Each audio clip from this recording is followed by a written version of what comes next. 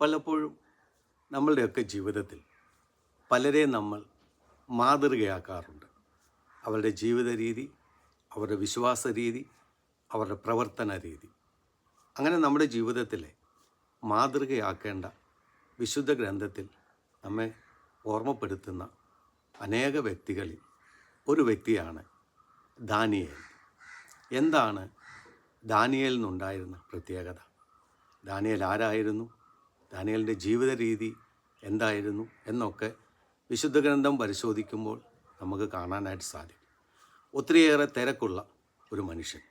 ഈ തിരക്കിനിടയിലും തൻ്റെ ജീവിതത്തിൽ ഒരു പതിവ് ഉണ്ടായിരുന്നു. ആ പതിവ് ഒരിക്കലും അദ്ദേഹം തെറ്റിച്ചിരുന്നില്ല. അതെന്താണ് ആ പതിവ്? ദാനിയേൽ 6:10 നമ്മളിങ്ങനെ വായിക്കുന്നുണ്ട്. രേഖയിൽ മുദ്ര വെച്ചിരുന്നു എന്നറിഞ്ഞ ദാനിയേൽ സ്വഭവനത്തിലേക്ക് പോയി. വീടിൻ്റെ മുകളിലത്തെ നിലയിൽ ജെറുസലേമിന് നേരെ തുറന്നിട്ടിരിക്കുന്ന ജാലകങ്ങളുണ്ടായിരുന്നു. താൻ മുമ്പ് ചെയ്തിരുന്നത് പോലെ അവൻ അവിടെ ദിവസേന 3 പ്രാവശ്യം മുട്ടുമേൽ നിന്ന് തൻ്റെ ദൈവത്തിനെ പ്രാർത്ഥിക്കുകയും നന്ദി പറയുകയും ചെയ്യും. അപ്പോൾ ദാനിയേലിൻ്റെ ജീവിതത്തിലെ ഇത്ര തിരക്കുണ്ടായിരുന്നിട്ടും ദാനിയേലിനൊരു പ്രത്യേകതയാണ്.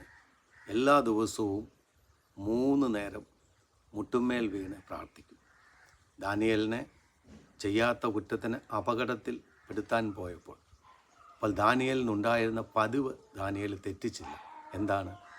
എല്ലാ ദിവസവും 3 നേരം മുട്ടുമേൽ വീണ് പ്രാർത്ഥിക്കുന്ന ആ പതിവ് ദാനിയേൽ അന്നും തെറ്റിച്ചിരുന്നില്ല. വീണ്ടും നമ്മൾ കാണുന്നുണ്ട് ദാനിയേൽ 6:16. രാജാവ് കൽപ്പിച്ചതനുസരിച്ച് ദാനിയേലിനെ കൊണ്ടുവന്ന് സിംഹക്കുഴിയിൽ എറിഞ്ഞു. എന്നിട്ട് രാജാവ് പറയുന്ന ഒരു വാക്കാണ്. രാജാവ് ദാനിയേലിനോട് പറഞ്ഞു, നീ നിരന്തരം സേവിക്കുന്ന നിൻ്റെ ദൈവം നിന്നെ രക്ഷിക്കട്ടെ. രാജാവിന് വളരെ വ്യക്തമായി അറിയാം ദാനിയേൽ നിരന്തരമായി സേവിക്കുന്ന, അതായത് പ്രാർത്ഥിക്കുന്ന ഒരു ദൈവമുണ്ട് എന്ന്. അതുകൊണ്ടാണ് നീ നിരന്തരമായി പ്രാർത്ഥിക്കുന്ന നിൻ്റെ ദൈവം നിന്നെ രക്ഷിക്കട്ടെ എന്ന് അവിടെ ഓർമ്മപ്പെടുത്തുന്നത്. വീണ്ടും നമ്മൾ ദാനിയേൽ 6:24 നമ്മൾ ഇപ്രകാരം വായിക്കുന്നുണ്ട്.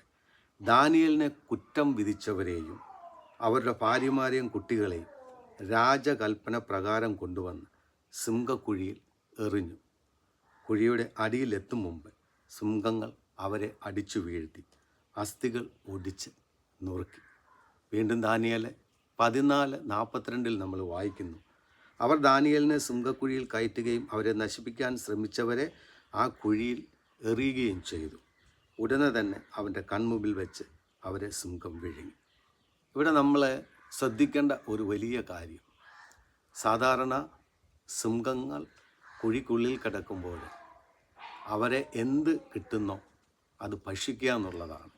എന്നാൽ ഇവിടെ ദാനിയേൽ നിരപരാധിയാണെന്ന് രാജാവ് അറിഞ്ഞു കഴിഞ്ഞപ്പോൾ അവനെ കുറ്റം വിധിച്ചവരെ കുഴിയിലേക്ക് എറിയുകയാണ്.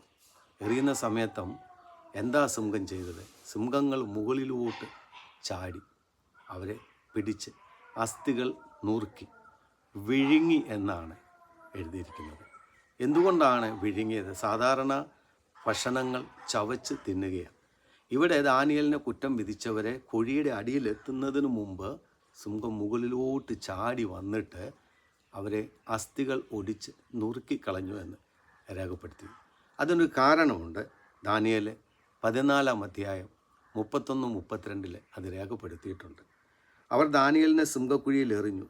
6 ദിവസം അവിടെ കഴിച്ചുകൂട്ടി. 7 സിംഹങ്ങൾ ആ കുഴിയിലുണ്ടായിരുന്നു.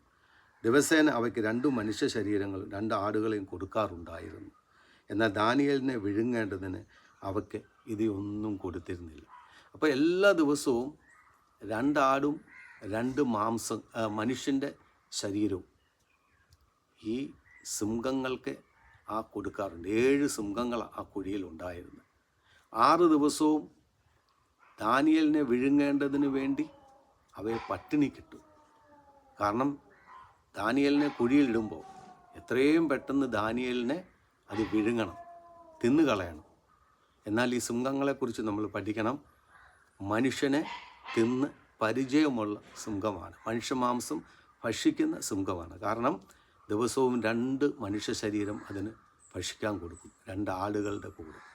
അങ്ങനെ മനുഷ്യൻ്റെ ശരീരം തിന്ന് ഭക്ഷിച്ചിരുന്ന സിംഹം എന്തുകൊണ്ട് ഈ 6 ദിവസവുമായിട്ട് ദാനിയേലിനെ ഒന്ന് സ്പർശിക്കുക പോലും ചെയ്തിരുന്നില്ല? അതുകൊണ്ടാണ് അത്രയേറെ വിശപ്പ് സഹിക്കാൻ പറ്റാഞ്ഞിട്ടാണ് ദാനിയേൽ നിരപരാധിയാണെന്ന് അറിഞ്ഞു കഴിഞ്ഞ് ദാനിയേലിനെ കുറ്റം വിധിച്ചവരെ കുഴിയിലേക്ക് ഇട്ടപ്പോൾ സിംഹങ്ങൾ മുകളിലോട്ട് കയറി വന്ന് അത് മുഴുവൻ ഭക്ഷിക്കുന്ന, അവരെ ഒടിച്ച് നുറുക്കി വിഴുങ്ങിയെന്ന് അത്രയേറെ വിശപ്പ് സഹിക്കാൻ പറ്റാതെ കടന്ന ആ സിംഹങ്ങൾ എന്തുകൊണ്ട് ദാനിയേലിനെ സ്പർശിച്ചില്ല? സ്നേഹമുള്ളവരെ, അതാണ് ദാനിയേലിൻ്റെ പ്രത്യേകത. എന്താണ് പ്രത്യേകത? അവൻ ദിവസവും 3 നേരം മുട്ടുമേൽ വീണ് തൻ്റെ ദൈവത്തിനോട് ദൈവസന്നിധിയിൽ അവൻ പ്രാർത്ഥിക്കുമായിരുന്നു. തൻ്റെ ജീവിതത്തിൽ ഒത്തിരി തിരക്ക് പിടിച്ച ജീവിതവുമായിരുന്നിട്ടും തൻ്റെ ജീവിതത്തിൻ്റെ പതിവ് ദാനിയേൽ ഒരിക്കലും മുടക്കിയിരുന്നില്ല. നമ്മളൊക്കെ ഇന്ന് തിരക്ക് പിടിച്ച് ഓടുന്നവരല്ലേ? ഒട്ടും സമയമില്ലാതെ ഓടി നടക്കുന്നവരല്ലേ? എങ്കിൽ ദാനിയേൽ നമ്മുടെ ജീവിതത്തിൽ ഒരു മാതൃകയായി മാറട്ടെ. എത്ര തിരക്കുണ്ടെങ്കിലും, എത്ര തിരക്ക് പിടിച്ചോടുന്നവരാണെങ്കിലും ദാനിയേലിനെ പോലെ തൻ്റെ ദൈവസന്നിധിയിൽ ഇരിക്കാൻ സമയം കണ്ടെത്താൻ നമുക്ക് പറ്റുന്നുണ്ട്. ദാനിയേലിനെ പോലെ ആ മാതൃക നമ്മുടെ ജീവിതത്തിലും നമ്മൾ ഏറ്റെടുക്കുക. ഒരു പ്രയാസവും ബുദ്ധിമുട്ടും തകർച്ചയും വേദനകളും രോഗങ്ങളും സങ്കടങ്ങളും ഇല്ലായ്മകളും എല്ലാം ഇല്ലാതെ പോകുമ്പോഴൊന്നുമല്ല നമ്മൾ ദൈവസന്നിധിയിലേക്ക് അഭയം പ്രാപിക്കാൻ. പകരം എല്ലാം ഉള്ളപ്പോൾ, എല്ലാ തിരക്കുകളും ഉള്ളപ്പോൾ ദൈവസന്നിധിയിൽ മുട്ടുമടക്കാൻ നാം ഒരിക്കലും മറക്കാതിരിക്കുക. അതാണ് ദാനിയേലിൻ്റെ ജീവിതം നമുക്ക് ഓരോരുത്തർക്കും നൽകുന്ന മാതൃക. ദൈവം നിങ്ങളെ അനുഗ്രഹിക്കട്ടെ.